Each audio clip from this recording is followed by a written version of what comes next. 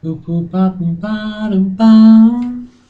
Boop boop ba boom ba dum ba da dum da dum. Do do da dum ba dum bum. Beep ba boop ba boop ba boop da ba dum bum. Beep ba boop ba boop beep boop ba ba dum bum.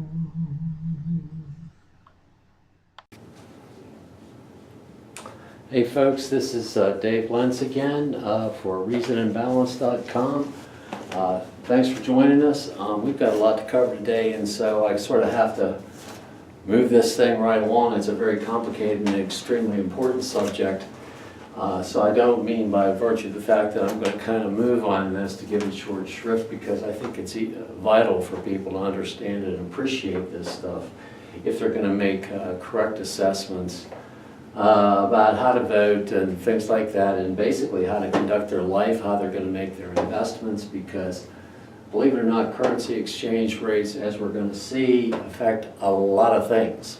And they're so important because they affect jobs. They affect jobs because, if you'll recall from our earlier videos, the one I believe that we had on fiscal policy, we discussed the aggregate demand, which is part of the determinant of GDP. It's consumer spending plus investment spending plus government spending plus net exports. Obviously, exchange rates that the US dollar versus the British pound, the European euro, especially the Chinese yuan. That's Y-U-A-N. It's also called the renminbi. The Japanese yen, the Indian rupee, just to name but a few. That's what we're talking about. How many dollars buy how many yuans, how many or renminbis, or how many dollars buy how many euros, and how many euros buy how many dollars, and vice versa. Okay, well, let's continuing on. The reason that this discussion is extremely important is because it affects jobs. It affects the ability of our companies here to export goods and sell goods overseas, because if the dollar is, for example, is very, very strong, that makes our products overseas very expensive, and the folks over there are less able to afford it. So that means that we can't hire people here in this country to export because people overseas can't afford our goods and services. That's part of the NX here. That, if you'll recall, aggregate demand, which affects the gross domestic product of the United States, is consumer spending plus investment spending plus government spending plus net exports. You take how much we export to other countries minus what we import. Stuff that goes like into, for example, into Walmart that we buy off the shelves quite cheaply, which is good. But you take exports minus imports, and that gives you net exports, and that gets added into aggregate demand. And we saw in earlier videos that aggregate demand, which is this curve here, and the aggregate supply curve, which is this upward sloping curve, determines down here the quantity of GDP.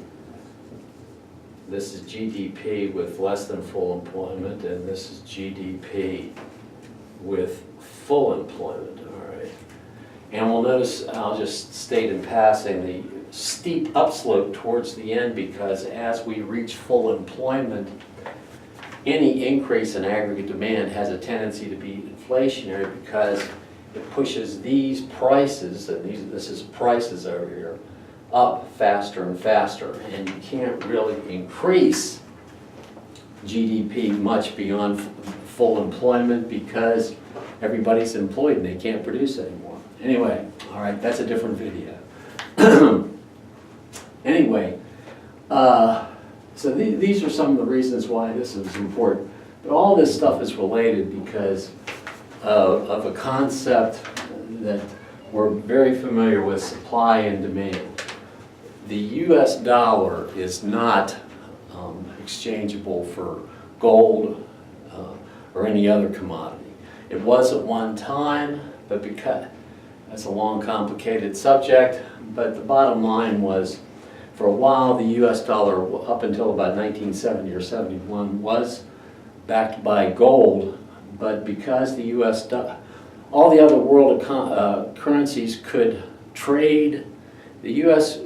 dollar was the reserve currency, which basically its value, which was backed by gold, was what set the standard for all other currencies. And because it was the major reserve currency, other countries used it under the Bretton Woods to basically pay for, when they imported goods or there was a lot of international trade, people would pay for it in many instances in dollars. This created a huge demand for dollars, and actually, since it was backed by gold, it caused a diminution in the amount of gold the United States had. Long story short, I think it was de Gaulle or somebody like that. He started instructing the French banks to basically redeem all the dollars that they accumulated for gold. Well, this basically was depleting Fort Knox, for example, faster than you can imagine. And Nixon finally said enough of that. And he just decided to let the value of the dollar float. And other countries during this process, the trial and tribulation of the crisis regarding the redeeming dollars for gold, basically that is pretty much how we got onto the floating exchange system that we have today.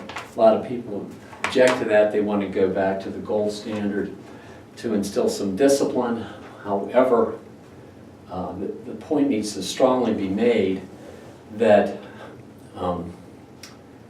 if one were to go back on a gold standard, the problem is that the nation's the Federal Reserve and Congress would have fewer tools to fight potential depressions and recessions, because even though in our other video we did point out the Federal Reserve is supposed to keep inflation in check. The point being that, let me see, the Congress does have that tool that they otherwise wouldn't have to basically print money to inject some stimulus into the economy. That's the Federal Reserve can do that, so that we could avoid recessions and depressions. That tool was less available when we were under the gold standard. In any event, that's a different discussion. But anyway, right now we're not on a gold standard, and we're going to talk about exchange rates of currencies that are freely floated. Okay, so the one thing that we're going to see, what we're going to be talking about basically are concepts related to these concepts known as interest rate parity and purchase price parity. And an important idea in everything that's going to follow is that everything is supply and demand driven. Supply and demand driven. It's the supply and demand for dollars in this case, and for foreign currency. Supply and demand for dollars, right? Or for foreign currency. Because that determines the value of a dollar, and it depends, that supply and demand determines the value of foreign currencies, not gold, okay?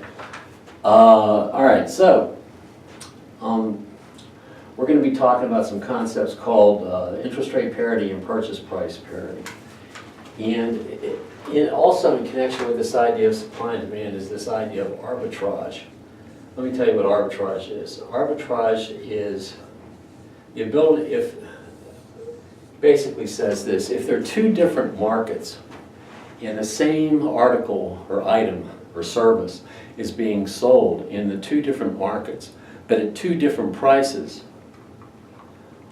a person can, and many do, go into one market, buy an underpriced good and take it into the other market and sell it at a profit. That's arbitrage. And this is exactly sort of one of the ideas that's very key and fundamental to currency exchange rates. Here's the deal. If you have a $275 or a $250, excuse me, if you had a $250 refrigerator in Paris, for example, and you had and that's what they were selling for in Paris, $250. And if there was a similar refrigerator, the same refrigerator in New York, and it's selling for $275, what would happen, what does happen, what can happen is somebody's going to go to Paris, and let's assume that transportation costs either don't exist or so small to be irrelevant. They go into Paris, they buy as many $250 refrigerators in Paris as they can, and they bring them all over to New York, and they sell them in New York for $275 and make a nice $25 profit. Now, that will continue until, that's called arbitrage, and that will continue until such time as the sellers in Paris start running out of refrigerators, and they say, hey, we can get more money for our refrigerators. So the people in Paris, the sellers in Paris, would jack their price up from $250 to whatever they can get, but sooner or later it's going to reach $275, what they're selling for in New York, so that the two markets will be in equilibrium. So that's a fundamental concept to everything we're going to talk about. That's called purchase price parity, when the price in New York for the refrigerator becomes the same as the price in Paris, and vice versa. Okay. And since we're talking about arbitrage as supply and demand, we were talking about dollars. The same is true for investors. People that have money, they can also engage in arbitrage and in activities to benefit themselves, and they will cross borders to do so, for example. And this is also an example of an arbitrage situation.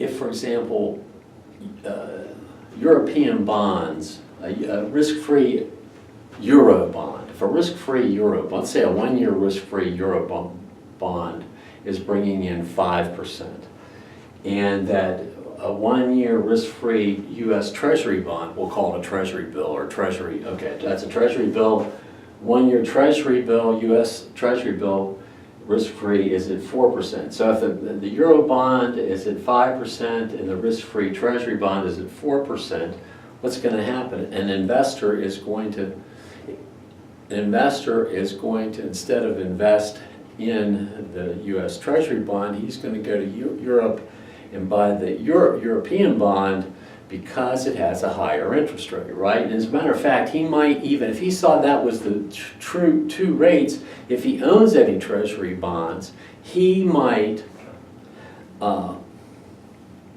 sell his Treasury bonds, U.S. Treasury bonds, and take the money, exchange it into euros, and go out there and buy European bonds, which would have an effect of selling dollars, which would weaken the demand for dollars, because there would be more supply of dollars, and go over and buy the euros, which would have the effect of increasing demand for euros, which would have an effect of increasing the value of the euro currency.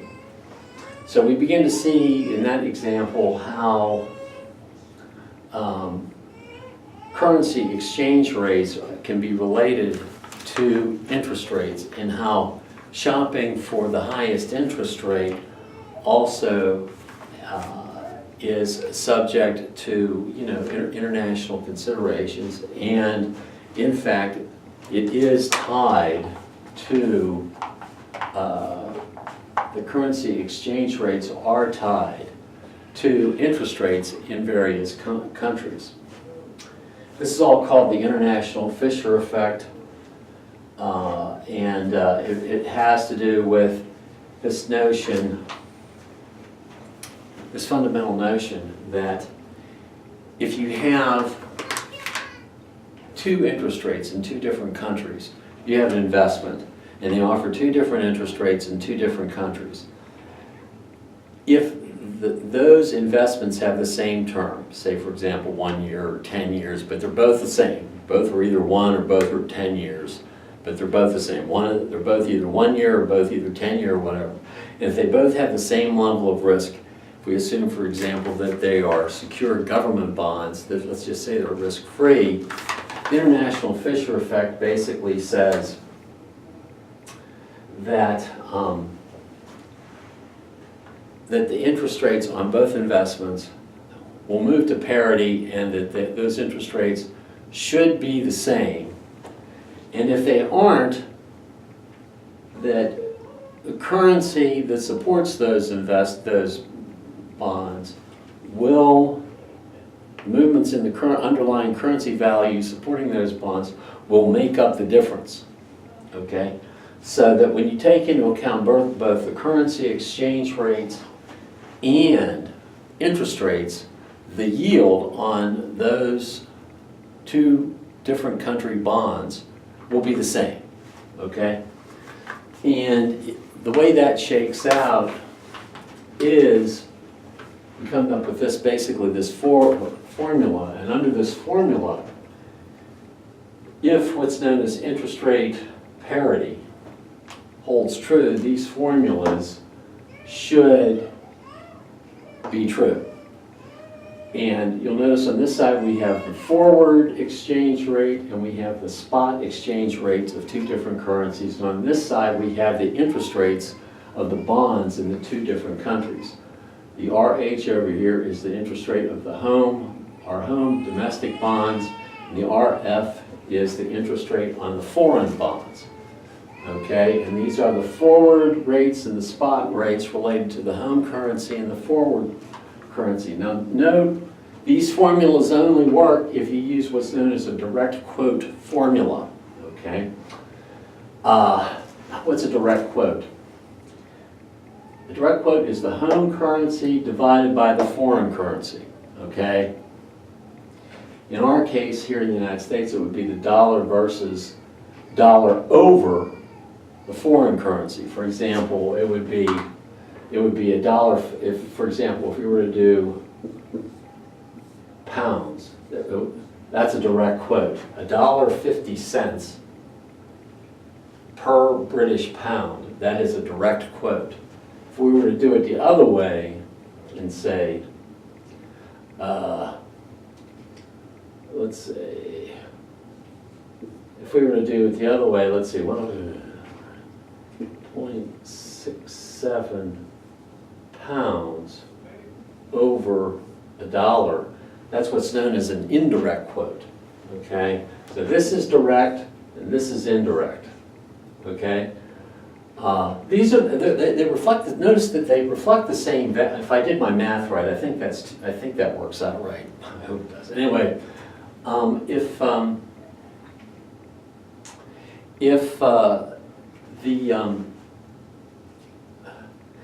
notice that these are pretty much, they're the same values, they're just expressed in the opposite fashion. And there's a different set of formulas for indirect quote, but I want to keep it simple. We're just going to use direct quotes here, okay? Or if we do confront an indirect quote, we are going to immediately convert it to a direct quote, which will be the same value, but it will be expressed differently, so these formulas will work. Okay, so this is a direct quote, and this is an indirect quote. The foreign over the U.S. is indirect. We're not going to use this. We're going to use direct quotes, which is the U.S. over the foreign. Okay, all right. All right, so that's where we are. Now, let's take, to show you how important all this is, let's see here.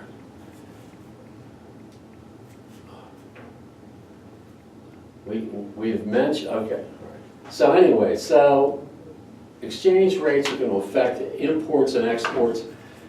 Interest rates are obviously going to affect probably the amount of investment that's done in this country. It's probably also going It probably will also have interest. It should have an effect on interest rates. It may have an effect on consumption. But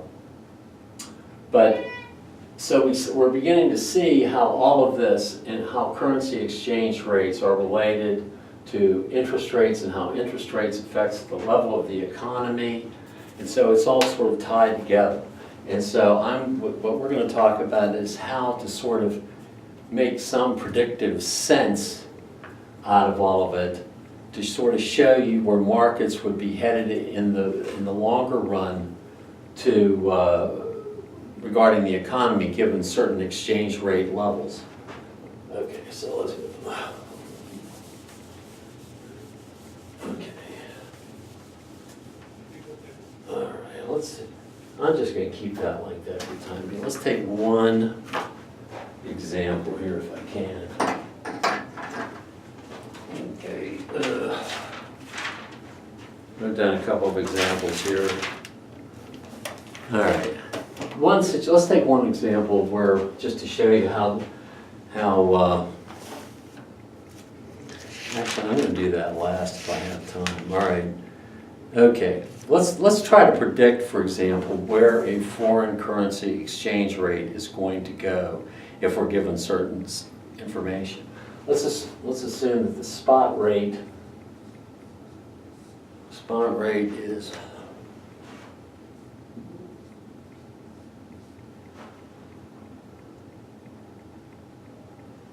let's say pound over dollars. Let's assume that that's the spot rate. What's the spot rate? Spot rate is the currency exchange rate if you walked into the bank today and exchanged your money today. Okay? What's the forward rate? The forward rate is we have these things called the foreign exchange markets. They're used for speculation to make money on, gambling basically. And they're also used as hedging, which is basically a way to use the foreign exchange markets to hedge, to basically write yourself an insurance policy so that you won't lose money on fluctuations in the interest rates. Okay?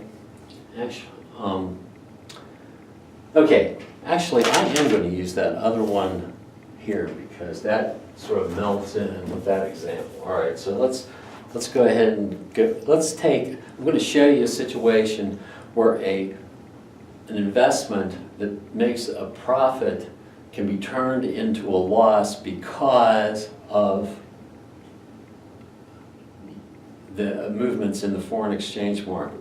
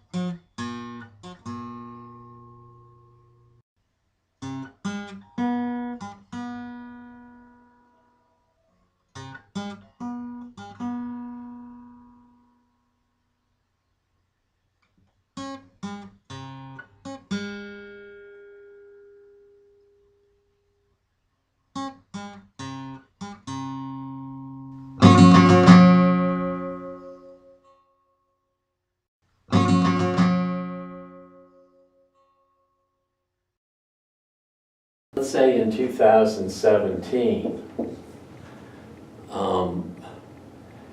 the exchange rate is let's see here, is $2 per pound. Okay, let's say that, and let's assume that we have an investor who wants to buy 100 shares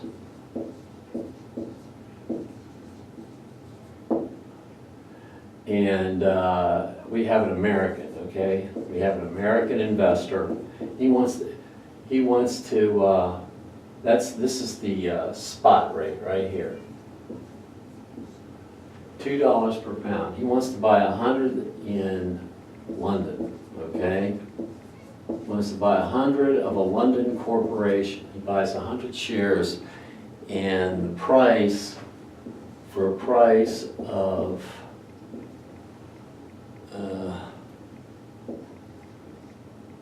1/2 pound per share. So that if he buys 100 shares at 1/2 pound per share, he pays what? He pays 50 pounds. It's his total purchase price.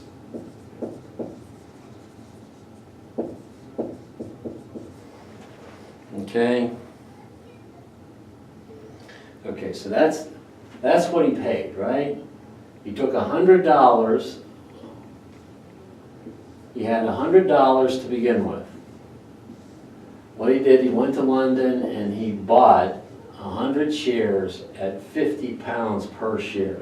So that means he paid a total purchase price with $100, okay, 100 shares of this company. Let's say in 2018, the new spot price is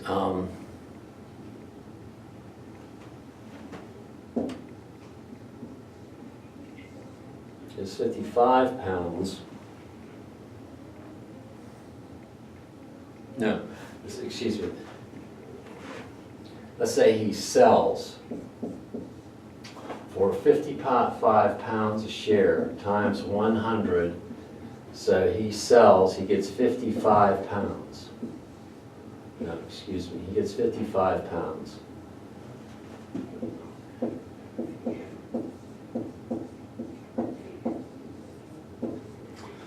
Okay, so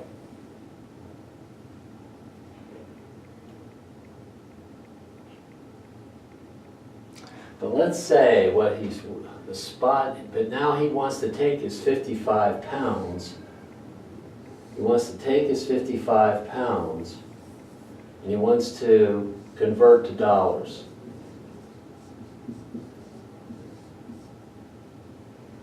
Okay?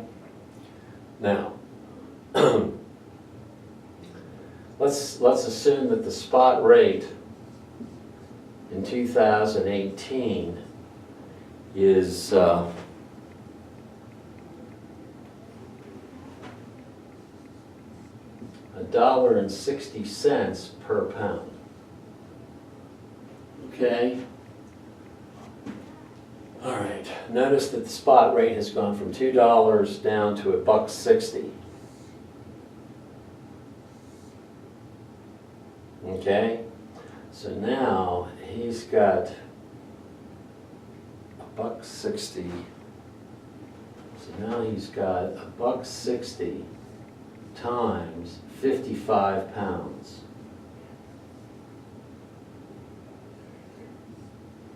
Equals what? That comes out to $88.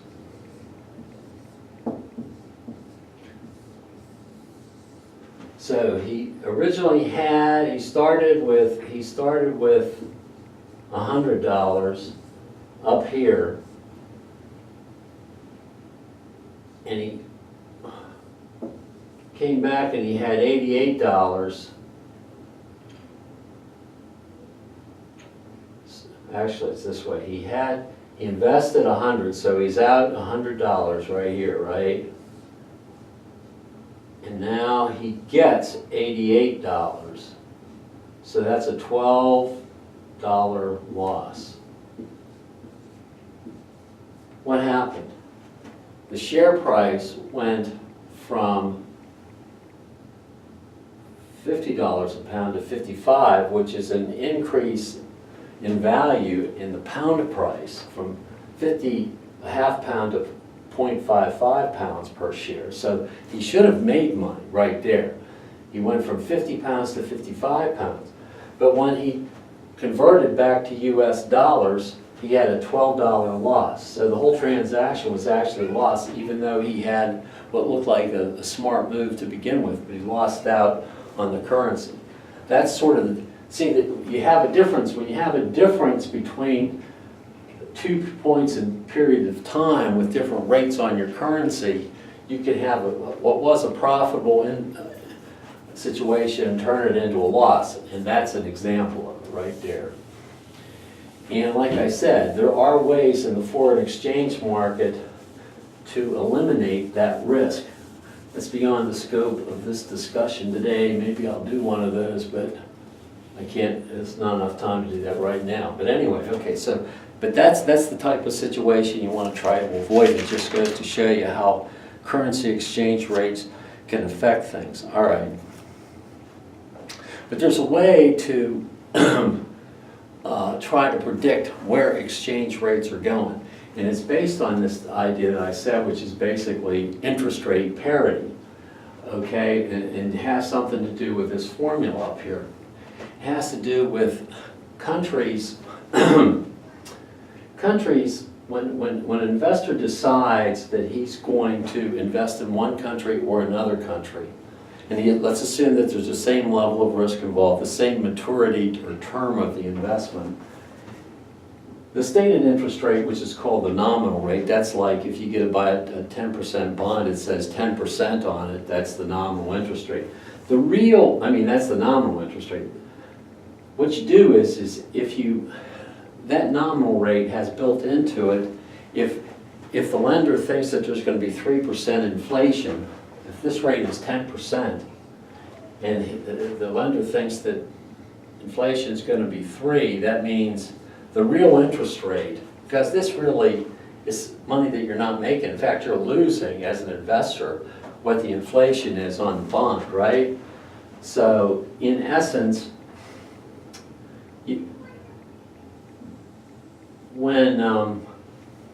this is really the important number to the investor. It's the real interest rate.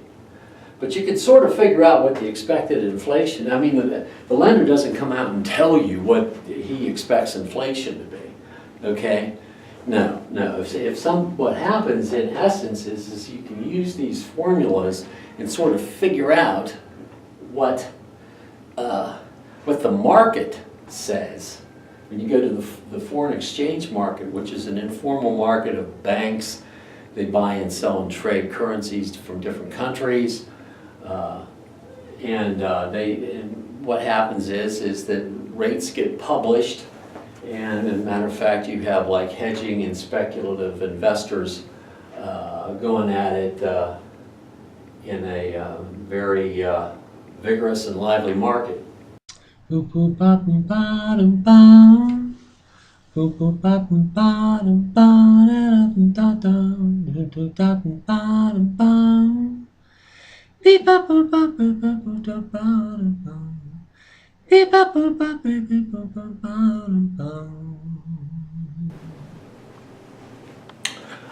Hello folks, this is Dave Lentz again from ReasonBalance.com. I apologize, last time our video got cut short, and so we're going to finish up with our discussion of foreign currency exchange, the US dollar versus the British pound or the euro or the Japanese yen or any currency that's truly floating.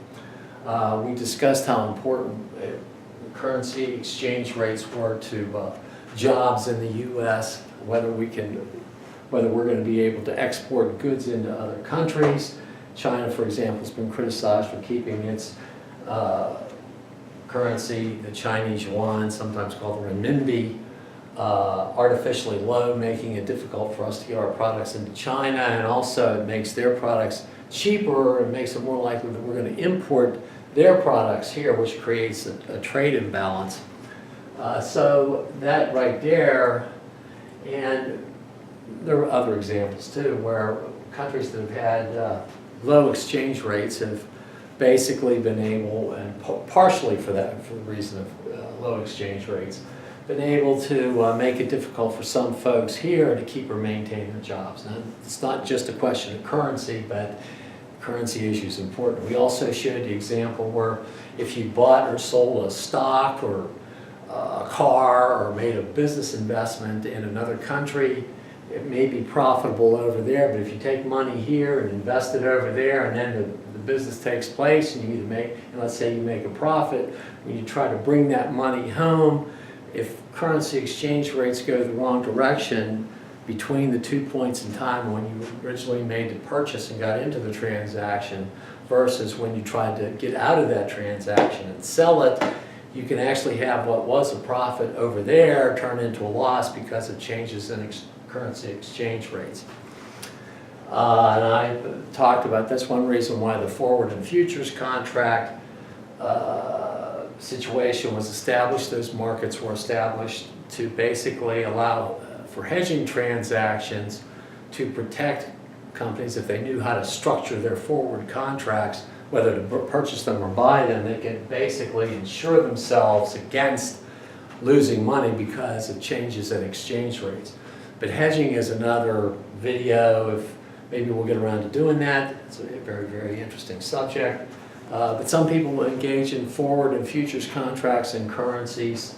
You know, which are basically, the forward contract basically says that we say in X number of days, X number of months, whatever, that the exchange rate is not going to be with today's rate, the spot rate. That's what currencies trade for today. If you go to the bank and say, hey, I need some euros or I need some British pounds, they will exchange the currency based on today's spot rate. That's the spot rate, today's rate.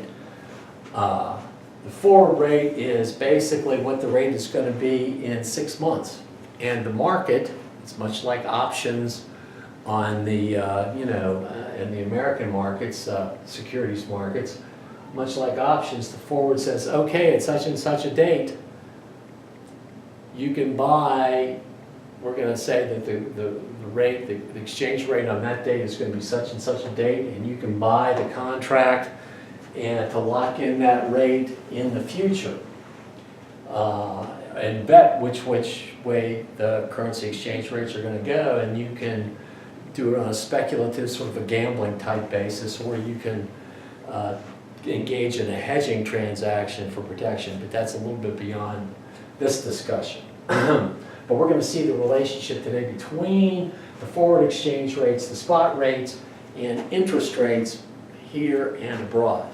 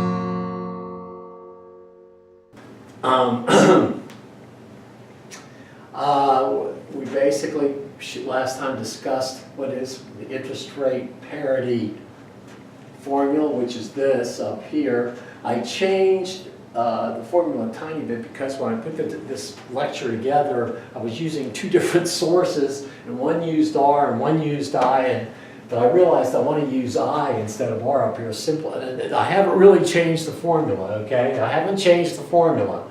But I'm using I instead of R up here because I decided that since I was going to be clearer about real interest rates versus nominal interest rates, I'm going to use R for real interest rates. This formula up here, this I is in nominal interest rates, which is the stated interest rate on the bond. A real interest rate is basically, the nominal rate of a bond or an IOU is basically the rate you got to pay. It's the rate you're going to get paid in cash, right? That's the nominal rate. If you have a car loan at 6%, the nominal rate is 6%. But that interest rate always has an inflation, a tacit, implied inflation aspect to it. The lender builds in an expected inflation factor. And so the nominal rate takes into account the real interest rate, which is the money that's made after inflation. It's really what you pocket and you don't lose purchasing power over it. That's the real interest rate. So the nominal rate has two components, the real interest rate and the expected inflation rate. Okay. So, all right, we were talking about the steps last time. The first thing is we said these were direct quote formulas. You got to be very careful about that and not do indirect quotes. Indirect quotes are when you have like a currency, if you had like so many pounds, well, let's put it over here. If you had like so many pounds over $1, say you had 4 pounds per dollar, that's an indirect quote. We would want 25 cents per pound. This is a direct quote, and we use this, it's the home over the foreign, okay? That's what the H and FN are up here. Okay, and before I forget to mention this, we're going to go through all this stuff, and it's going to be a bunch of formulas, and it's going to look like precision, and it's like we can calculate to the last dime and project everything with certainty.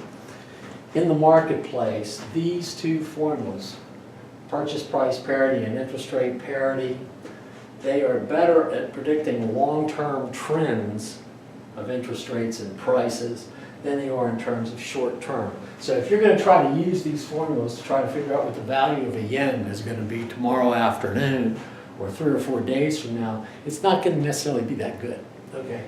This gets into a very complicated discussion about whether markets are efficient and that the market can correctly, intrinsically price all of these things based on all publicly available information, and that all the numbers you see on the scoreboard or the ticker tape or on the computer or whatever are, absolutely correctly reflect the intrinsic value of whether it be a stock or a bond or a forward contract in this case, versus the people who basically say that psychological factors affect the pricing of forward and spot markets and forward market, well, not so much the spot, but the forward markets and things like that.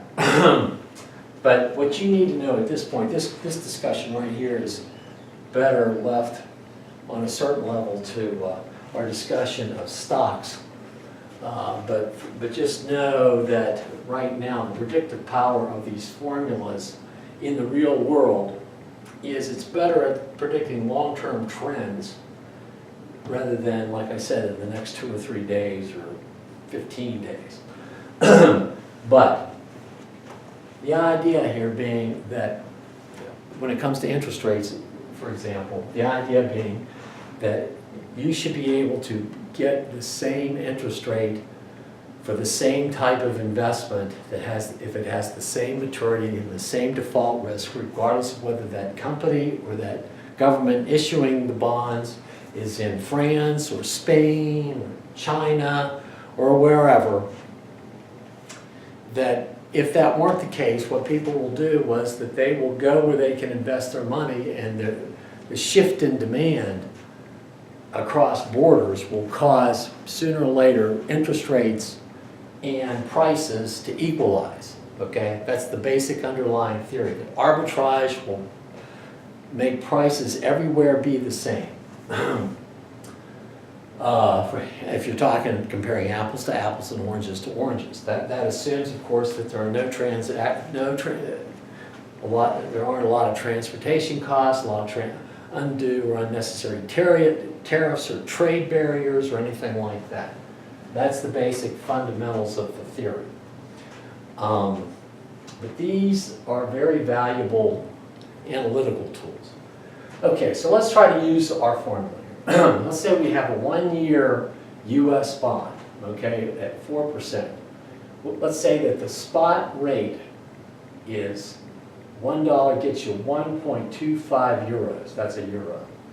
That the forward exchange rate, this is an exchange rate, okay? The 1-year forward is $1 for 1.35 euros. And the question is what's the euro percentage for a 1 year, okay? So that's what we're solving for. We want to know what a 1-year euro bond, what the rate on it is going to be. So the first thing we got to do is, according to our formula, we got to convert to direct quotes. Notice, well, even though I've got it set up straight, what I want to do is I want to get these rates to where it's so many dollars per 1 euro. I want so many dollars per 1 euro, and that's what I did here. So even though the format's right for direct quote, you've got to get it so that it's 1 euro, okay? So that's what I did. Converted to the direct quote correct format, which is dollars per 1 euro, okay? So then I plug in my formula right up here. Forward rate over the spot rate equals 1 plus, and these are all 1 year, so I don't have to worry about equalizing the term because this is a 1-year term bond, this is a forward on 1 year, so everything's 1 year, so I don't have to do that. So that's already taken care of, okay? So the forward over the spot, so it's the forward over the spot equals 1 plus 0.04 over 1 plus x, because we're trying to figure out the 1-year rate, right? That is the 1-year foreign weight rate right there. Okay, so that's what we're trying to figure out. And we plug in here to here, which is the forward exchange rate. That's the forward, right? Yeah, that's the forward. And the spot rate is this. Because that's the same as that, right? So okay, so then this is setting up the formula. Notice that the 4% is set up as a decimal, not as a 4. So it's 0.4, not just 4 down here. And this is going to be also a decimal.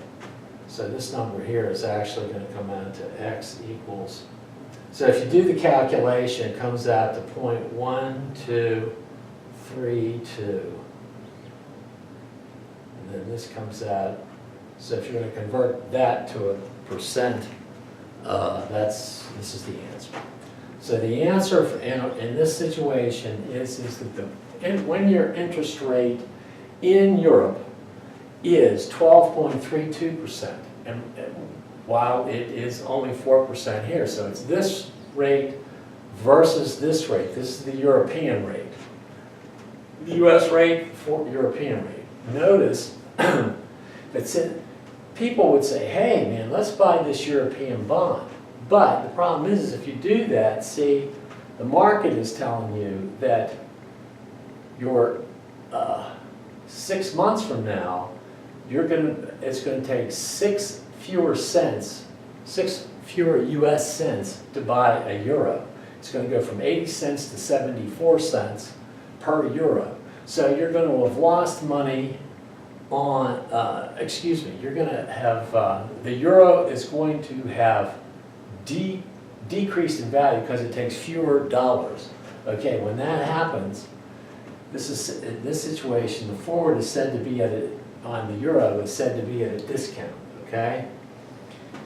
That's called a discount. The forward is at a discount, and when that happens, that means that the interest rate in Europe was greater than the US rate, but the reason for that is because the inflation was higher.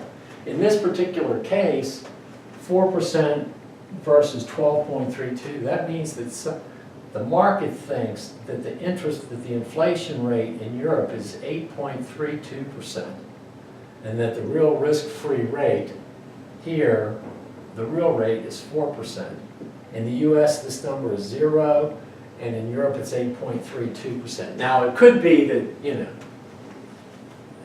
this could be 2% plus 2% for the United States, and it could be 2% plus 10.32% in Europe.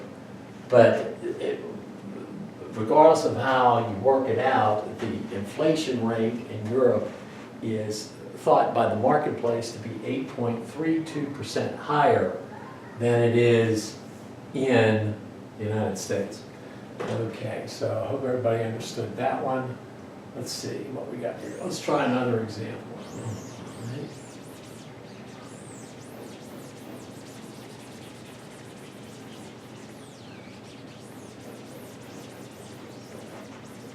Okay,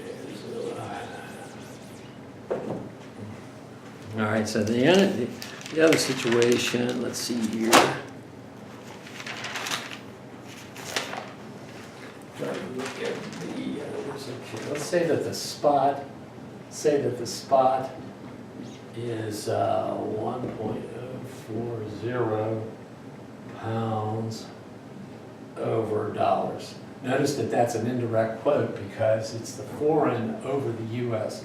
Let's say that the 1 year British, BR is British, the 1 year British bond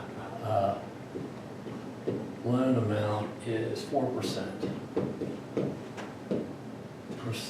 U.S. 1 year. Let's say that this is a treasury bill.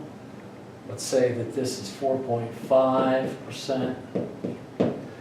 Okay, so the question is what is, let's see, what is the percentage in, no, this is the forward rate, right? Yeah, what is the forward? This is the forward in dollars per pounds. God.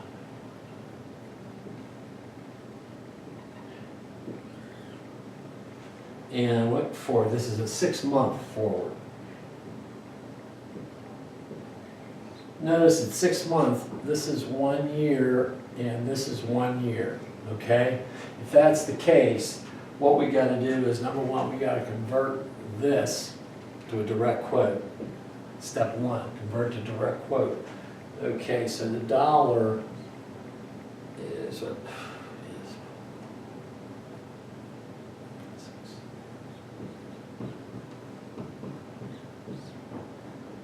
per pound.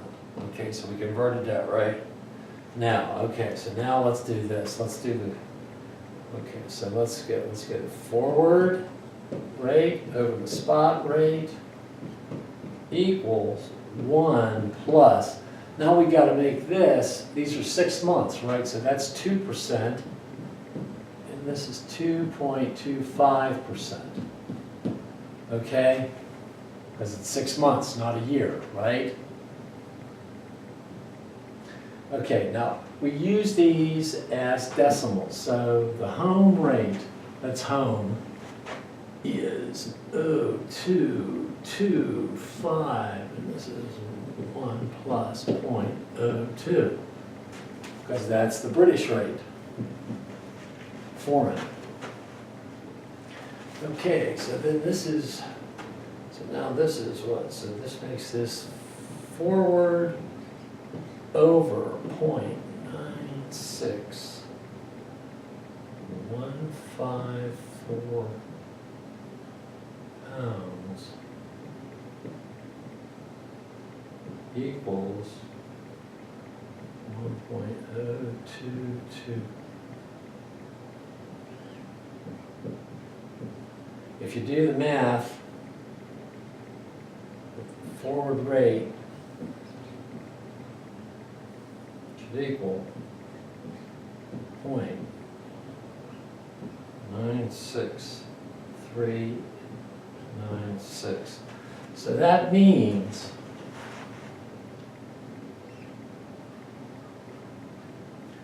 so if you compare the spot to the forward, it takes more dollars to buy a pound. So that means that the dollar is depreciating and the pound is appreciating. So the forward is at a premium. That's what that's called, because the forward shows the foreign currency being greater in value than it was during the spot rate, right?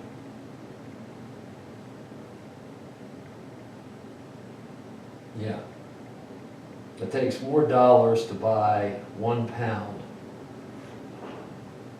So that means that the foreign currency, the pound, is appreciating. Okay, so the forward is at a premium. That means that Britain had a lower interest rate.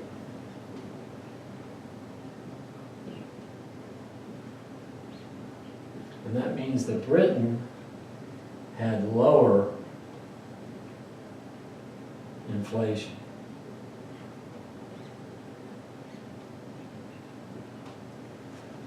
What it's basically saying is that regardless of what this rate is, they're saying that the inflation rate in the United States is 0.25% higher than it is in Britain.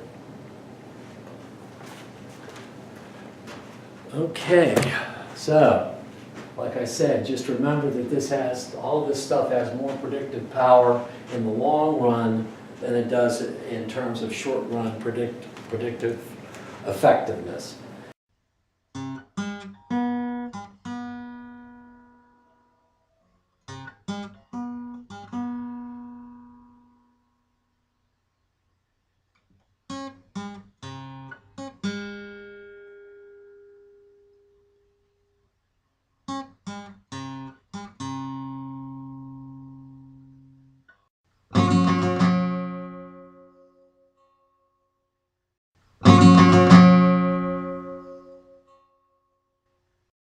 Boop boop ba boop ba dum bum.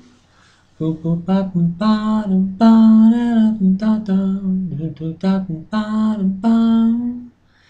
Beep ba boop ba boop ba boop da ba dum bum. Beep ba boop ba boop ba boop ba dum bum.